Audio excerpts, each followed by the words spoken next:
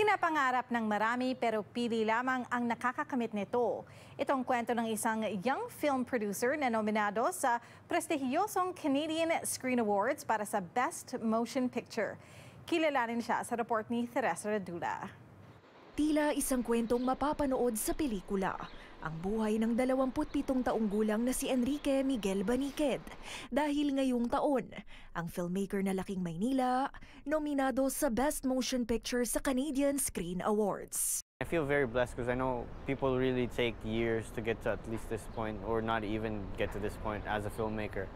So it's just being, again, I feel blessed with the people I've been able to make this movie with. Dumating sa Canada noong 2019 para tahakin ang karera sa travel o tourism. Sa bansa na rin siya naabutan ng pandemya, kung saan apektado ang industriyang kanyang pinili. Kaya si Baniqued naghanap daw ng paraan, nakipag-ugnayan sa mga production company at sinabing handa siyang mag-volunteer kung kinakailangan. Nagbunga ito. Nakilala at nakatrabaho niya si Karen Chapman na naging daan din para mabuo ang Village Keeper. Pelikulang naipalabas na rin sa iba't ibang film festivals. Yung kung ano yung sinasabi ng mga people lang, which is like what the movie really is, the message for the movie is, it's like mental health and talking to your loved ones. I think that was like more than enough for us, but then leading up to the Screen Awards, it was a huge surprise because it's like it reaffirms of what we made and the quality of what we made. I was drowning for years. I was the only one who couldn't see it. Sinusundan ng nasabing pelikula ang kwento ng isang single mom na siyang provider at protector ng kanyang 2 anak.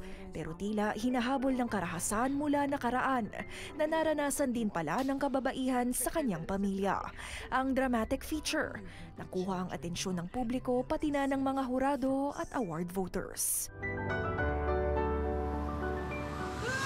Filmmaking is such a collaborative experience na ang dami mong taong you're working with. Like for Village Keeper, we had over close to 200 people who worked on it from pre-production all the way to post-production up until now.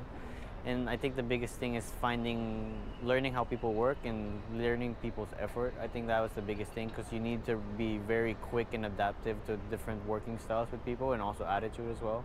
And that was something that no prep could ever prepare you for, and that's something you just had to learn while you're doing it. Hindi lamang isang nominasyon ang Best Motion Picture para kay Baniqued. Isa rin daw itong patunay na bagamat ilang taon pa lamang sa Canada, posibleng maabot ng mga migrante sa bansa ang tagumpay basta't mayroong determinasyon. I mean, win or lose, I mean, the nominations already feels like a win. I feel like, again, like I said, it's already gotten my name out there. Ang daming notion na ito lang ma-achieve mo pag nag-migrate ka to a different country.